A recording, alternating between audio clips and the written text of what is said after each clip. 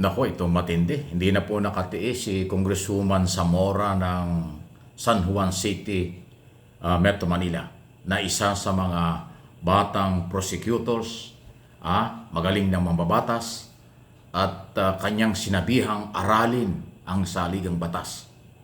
Ang sinabihan niya walang iba kundi si Senator Judge Robin Padilla. Nako, Senator Padilla, Judge Padilla, makinig ka rito. Maganda itong advice na ito. Ikaw yung hukom ikaw yung judge Parang hindi mo yata alam yung mga ginagawa at nangyayari. Kaya ito yung sagot ng mambabatas na prosecutor sa iyong mga plano at ginawa at ginagawa. Ito rin, no? Senator Padilla has to Yan, no? maybe review Mini review. the Constitution. Maybe some of his advisors should advise him on constitutional law, and that you cannot kill an impeachment by mere resolution. That compressed timeline is unacceptable, not acceptable, for the simple reason that it will deny due process to both sides. For the prosecution, we will be unable to present all of our evidence in just 2 days maybe, while for the defense, they would also not be able to defend themselves in such a short time. So this is both on a procedural side and on a substantive side of due process. Ang naisip ko nga po, yung away ng magkapitbahay, hindi yan nare-resolve sa katarungang pambarangay in one day. What more an impeachment case against the Vice President, where we have numerous, voluminous documents or evidence to present. So we have to give both parties their right to due process. We appreciate the statement of the President. In fact, the other senator judges should listen to that, especially since our President has served as a senator judge in the previous impeachment case. So the President knows that the impeachment process for the Vice President has to continue into the 20th Congress. And he knows that this cannot be done in such a short time. Well, nakakabaliw, So, ayan, no? So, ang linaw, oh.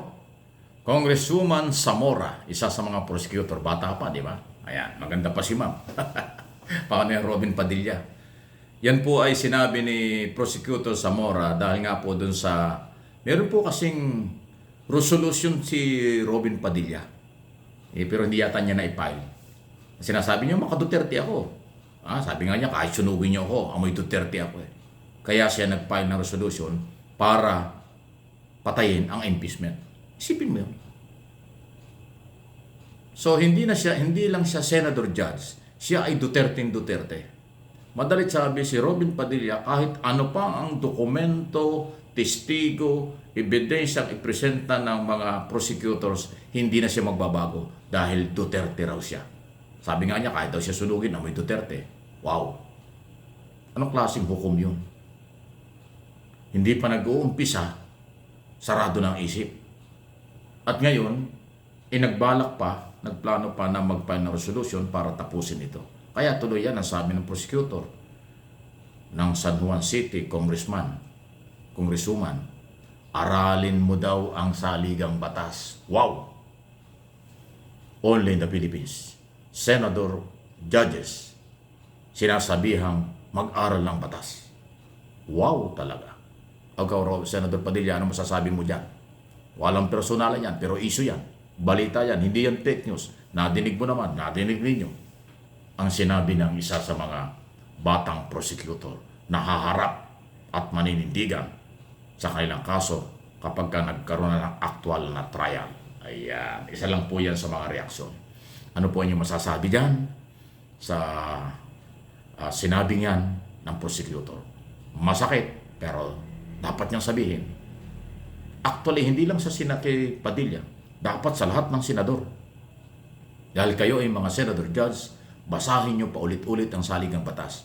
Alamin nyo ang inyong rules at saka saligang batas para hindi kayo maligaw sa pagdedesisyon at pagtatanong, both prosecutors at defense.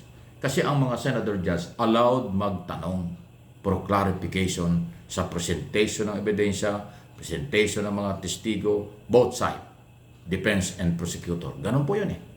Kasi kung hindi ka magtatanong at hindi mo alam ang rules, hindi mo alam ang power mo, hindi mo alam ang karapatan mo at ang saligang batas, abay maliligaw ka sa pagdedesisyon pagdating ng tamang panahon. At maliligaw ka rin sa tanong kapag nagtrial na kung hindi mo alam ang iyong kapangyarihan at pananagutan under the rules at Constitution. Kaya yung advice ni Congresswoman Zamora, hindi lang siguro para kay Padilla, pero tinukoy sa Padilla kasi siya yung may resolution sa lahat ng mga senador.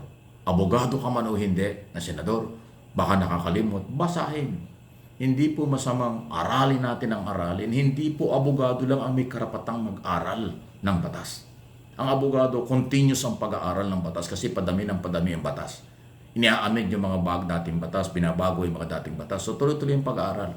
At sinasabi ko sa inyo, hindi lang po abogado ang may karapatang malaman ng batas kahit hindi tayo abogado. Basahin mo lang ang batas, maintindihan mo.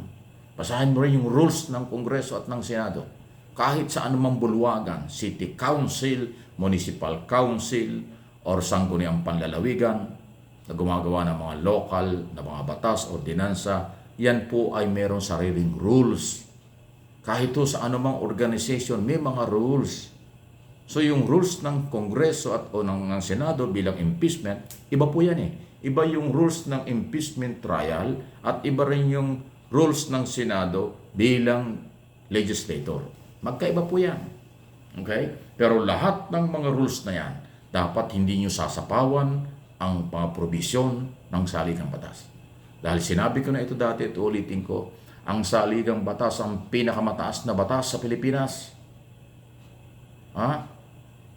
Yan ang batas na dapat sundin mula Pangulo hanggang sa barangay chairman, mula sa mga senior citizen hanggang sa mga kabataan at naintindihan ng batas, dapat susunod. At kung hindi naintindihan, ipaliwanag.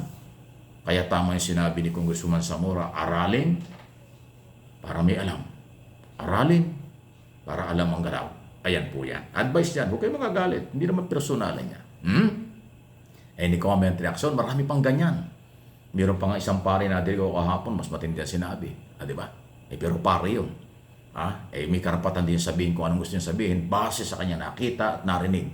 Kaya nga yung ginawa ng Senado sa 2 araw nilang opening ng trial o hearing, lalo pong nagbigay ng pagka-interes ng gising sa mga taong hindi gaanong interesado pero makaka-interes lalo na ngayon.